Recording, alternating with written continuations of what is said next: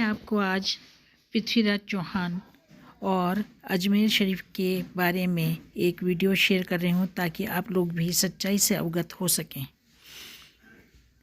कि पृथ्वीराज चौहान ने मोहम्मद गौरी को कैसे मारा।